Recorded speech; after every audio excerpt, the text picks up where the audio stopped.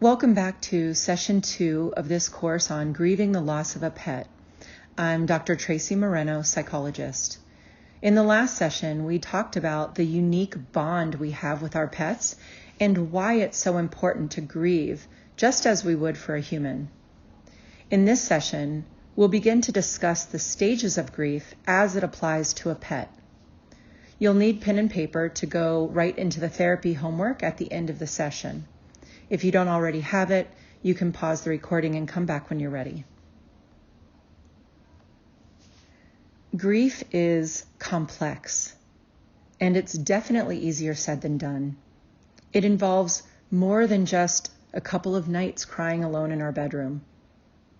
Grieving is a process, and there are common stages of grief that we all experience. The stages don't necessarily go in this order, but they are 1, shock and denial, 2, pain and guilt, 3, anger and bargaining, 4, depression,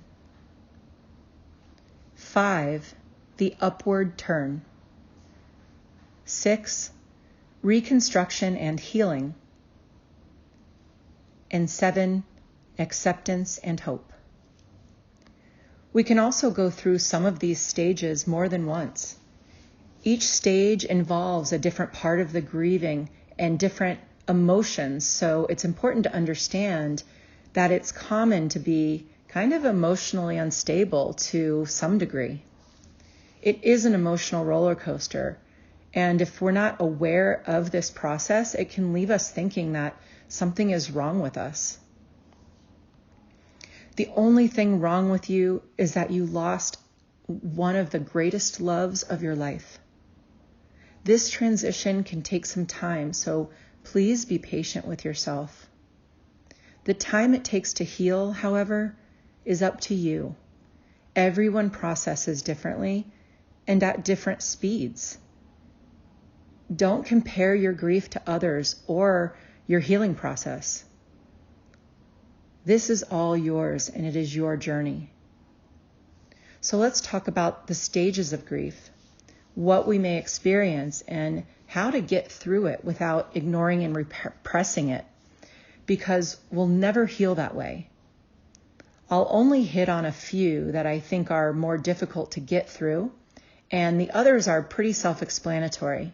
But if you'd like to learn more about the stages of grief, I have a talk that goes into more detail.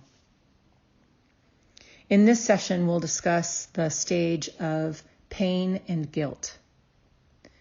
The stages of depression, reconstruction and healing, and anger and bargaining will be covered in the following sessions.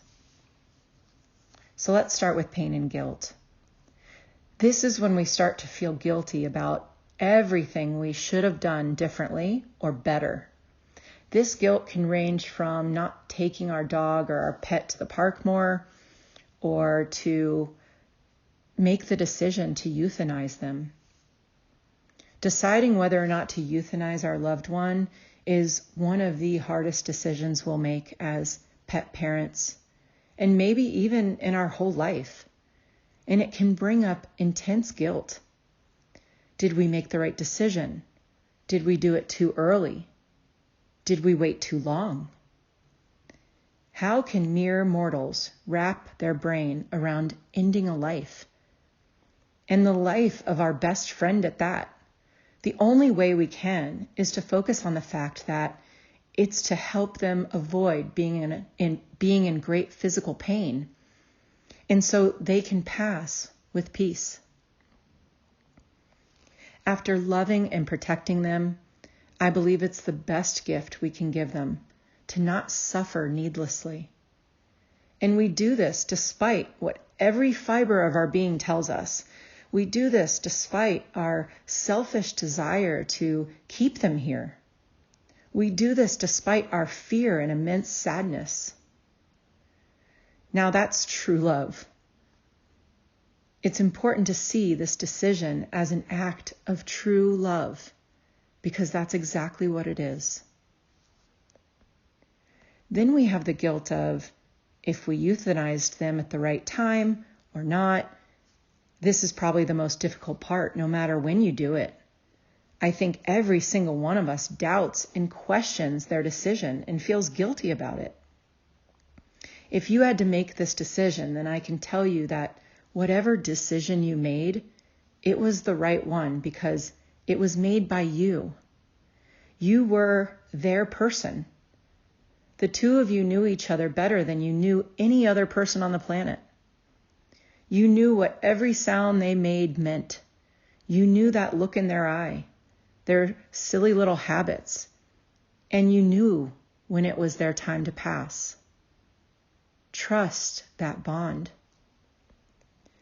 From my own personal experience, and if you have the option, I highly recommend doing at-home euthanasia.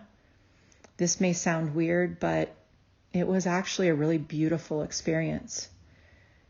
My baby girl died in my arms, laying across my chest in the most peaceful way. I had the thought soon after that I wasn't able to see her take her first breath, but I was honored enough to be with her when she took her last one. This wasn't the case with my sweet boy Cocker Spaniel before her, though. For his death, I wasn't there. He died alone in an incubator at an emergency vet with doctors he didn't know. I had guilt about this for many years. I couldn't get past my own guilt to remember him without pain. Eventually, and with the help of EMDR, which is a therapy treatment, I realized that he couldn't pass with me there. He would have held on and suffered more. He needed to be alone to pass without his own guilt of leaving me. Sometimes we're just not meant to be there, and we have to accept this. The problem with this stage, this guilt, is that although it's a normal part of the grieving process, it's also a complete waste of time. Here we have this core ball of emotions that are totally legitimate: sadness, anger, loss.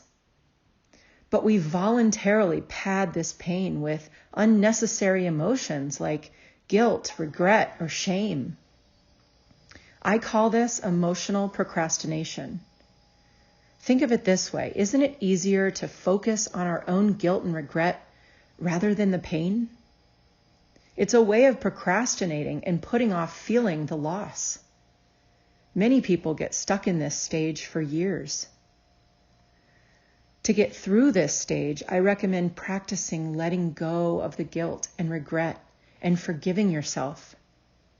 You can do this through a guided meditation of forgiveness or saying daily affirmations such as, "I forgive you.